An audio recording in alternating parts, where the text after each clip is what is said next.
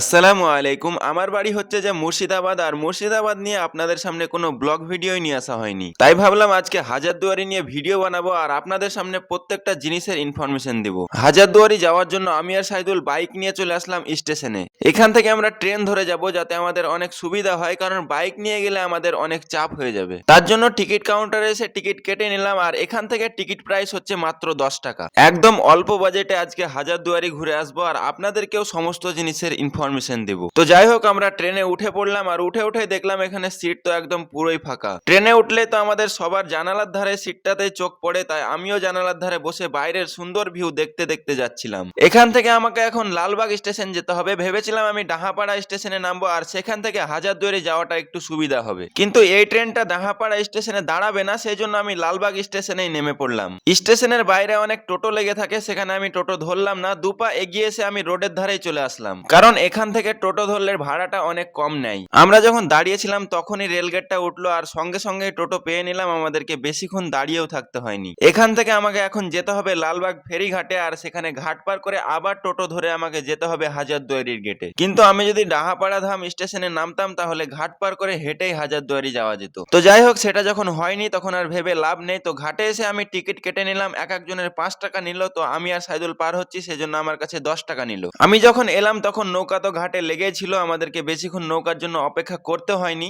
আর আমি আগেও লালবাগে সুভাষ বোস কলেজে এক্সাম দিতে এসেছিলাম, তখন এই ঘাটটা পার হয়েছিলাম, কিন্তু এই ঘাটটা আমার সত্যি অনেক ভালো লাগে। এই ঘাটটা তো অনেক বড়, তারপরে আবার দুটো লঞ্চও চলে, দেখতে অনেক ইন্টারেস্টিং আর মজাও লাগে। তো আপনারা তো দেখতেই পাচ্ছেন সামনে দিয়ে একটা লঞ্চ পার হচ্ছে। আমরা যদি ওইদিকে থাকতাম তাহলে ওই লঞ্চে চাপতে পেতাম। আমরা লালবাগ ফেরিঘাট পার করে টোটো ধরে নিলাম, আর এখান থেকে হাজারদুয়ারি খুব একটা দূর না, খুব জোর 2 কিলোমিটার হবে। মোবাইল দেখতে দেখতে যাচ্ছিলাম আর সামনের দিকে তাকাচ্ছিলাম যে কখন হাজারদুয়ারির গেট আসবে আর আমি সেখানে গিয়ে ভিডিও করব। তখনই এখানে একটা গেট দেখতে পেলাম আর ঢুকে ঢুকে এখানে অনেক ঘোড়ার গাড়ি দেখতে পেলাম। তো আপনারা যদি কেউ ঘোড়ার গাড়িতে চাপতে চান তাহলে এখানে বুকিং করতে পারেন। তারপরে আমরা ঢুকে পড়লাম হাজারদুয়ারির গেটে, আর ঢুকে ঢুকে সত্যি আলাদাই শান্তি লাগছিল। তো ঢুকে আপনারা বাম সাইডে যে ঘরটা দেখতে পাচ্ছেন সেটা হচ্ছে টিকিট কাউন্টার। হাজারদুয়ারির ভিতরে ঢুকার পরে আমি আমার একটা ভাইকে ফোন করছিলাম, কারণ সে এখানে ডিউটি করে। আমি যখন ভিতরে ঢুকতে যাচ্ছিলাম তখন আমার কাছে টিকিট চাইছিল, না হলে আমাকে ঢুকতে দিচ্ছিল না। তখনই সালমান ভাই আসলো আর আমাকে ঢুকিয়ে নিল। ও হচ্ছে যে ইমামবাড়ির ভিতরে ডিউটি করে, আর আমি তো ইমামবাড়ির ভিতরে কোনোদিন ঢুকিনি লাইফে। এত বড় হয়ে গেলাম আর মুর্শিদাবাদে আমার বাড়ি, তবুও আমি ভিতরে ঢুকিনি। তো আজকে আমি ভিতরে ঢুকে তো ঘুরে নিলাম সালমান ভাইয়ের জন্য। তো আমি কোনো ভিডিওর ক্লিপ নিতে পারিনি, কারণ ভিডিওর ক্লিপ নিলে তো সেখানে ভিডিও অ্যালাউ নেই। তো আমি যদি পোস্ট করি তাহলে অনেক প্রবলেম হয়ে যেতে পারে। তো ইমামবাড়ি আর হাজারদুয়ারির ভিতরে যে সমস্ত জিনিসগুলো আছে সেগুলো ভিডিও করা অ্যালাউ নেই, তো বাইরে থেকে ভিডিও করা যায়, সেজন্য আমি বাইরে থেকে ক্লিপগুলো নিচ্ছিলাম।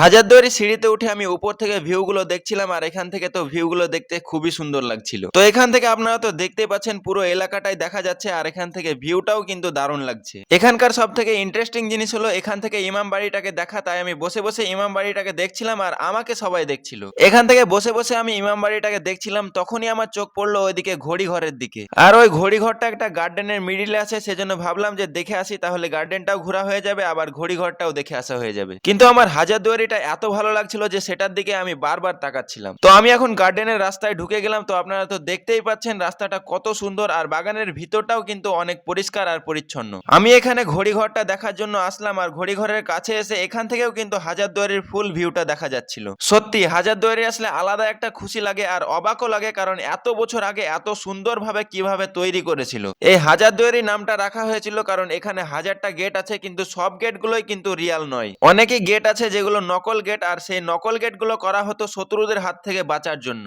আমি যেখানে যাচ্ছি শুধু হাজারদুয়ারিটার দিকেই তাকাচ্ছি, কারণ আমার ভিউটা তো দারুণ লাগছে। তারপরে আমি সেই গার্ডেন থেকে বেরিয়ে গেলাম, আর বেরিয়ে গিয়ে এখানে দেখতে পেলাম একটা কামান রাখা আছে, যেটা আগেকার যুগে যুদ্ধের টাইমে ব্যবহার করা হতো। এই কামানটা দেখে তো আমার অবাক লাগছিল, কারণ এত বড় কামান মানুষে হিলাতো কিভাবে। এসব কামান তো এখন ব্যবহার করা হয় না, আর ব্যবহার করার প্রয়োজন হবে বলেও মনে হয় না, কিন্তু অনেক যত্ন করে রেখেছে। আমি হাত দিয়ে দেখলাম এটাতে অনেক মোবিল বা তেল লাগানো আছে, যাতে এটাতে জং ধরে নষ্ট না হয়ে যায়। আর এখানে একটা মসজিদের মতো দেখতে পেলাম, যেখানে নাকি পীর মানা হয়, কিন্তু এ সম্পর্কে আমার কোনো ধারণা নেই। আমি এখন যে সাইডটাতে আছি এই সাইডে অনেক নোংরা হয়েছিল, পরিষ্কার ছিল না, অনেক গাছও বেরিয়ে গেছিল। তো এখন অনেকটাই পরিষ্কার করেছে। ইমামবাড়ির সামনে একটা সাদা ঘোড়া দাঁড়িয়ে ছিল, যেটা দেখতে কিন্তু অনেক সুন্দর লাগছিল। ইমামবাড়িটাও সাদা কালার আর ঘোড়াটার রঙও কিন্তু সাদা, তাই আমি তার সঙ্গে একটা ভিডিও করার জন্য যাচ্ছিলাম, আর সে তো আমাকে মারার জন্য পজিশন নিচ্ছিল। তো যাই হোক, অনেক তো ঘোরাঘুরি হলো, আর আমাদের এক্সিট গেট হচ্ছে যে হাজারদুয়ারির পিছনে, তাই ভাবলাম যে ওই গেট দিয়ে তো বেরিয়ে যাব। তো আপনাদেরকে হাজারদুয়ারিরও চারিপাশের ভিউটা একবার দেখিয়ে দিই। তো আপনারা দেখতেই পাচ্ছেন এটা হচ্ছে যে হাজারদুয়ারির সাইডের ভিউ। গাইজ এই হাজারদুয়ারির ভিউ তো আমার দেখতে খুবই ভালো লাগছিল, তো আপনাদেরকে কেমন লাগছে অবশ্যই কমেন্টে জানান। তো আমি এখন চলে আসলাম হাজারদুয়ারির পিছনে, আর আপনারা দেখতেই পাচ্ছেন এটা হচ্ছে যে হাজারদুয়ারির পিছনের ভিউ। তারপরে আমরা বেরিয়ে গেলাম এক্সিট গেট দিয়ে, আর গেট থেকে বেরিয়ে এখানে দেখতে পেলাম বিভিন্ন ধরনের জিনিস বিক্রি করছে। আর হাজারদুয়ারি পুরোটাই ঘোরার পরে আপনারা এক্সিট গেট দিয়ে বেরিয়ে গিয়ে এখানে অনেক খাওয়ার জন্য হোটেল আর রেস্টুরেন্ট পেয়ে যাবেন। আর আমি একটা দোকানে গিয়ে ভিডিও করে নিলাম, তাহলে আপনারা বুঝতে পারবেন যে দোকানে কি কি পাওয়া যায়। তো এইসব দোকান এখানে অ্যাভেলেবেল আছে। তো আমি একটা দোকানে দেখাচ্ছি, এখানে বিভিন্ন ধরনের কাঠের তৈরি জিনিস বিক্রি করছিল, যেগুলো দেখলে তো আপনাদেরও পছন্দ হয়ে যাবে। তো যাই হোক, আমি ভিডিওটা এতটা বড় করতে চাইনি, কিন্তু বড় হয়ে গেল। আর আপনাদেরকে কেমন লাগলো অবশ্যই কমেন্টে জানান। তো ভিডিওটি এখানেই শেষ করছি। Tata, bye bye.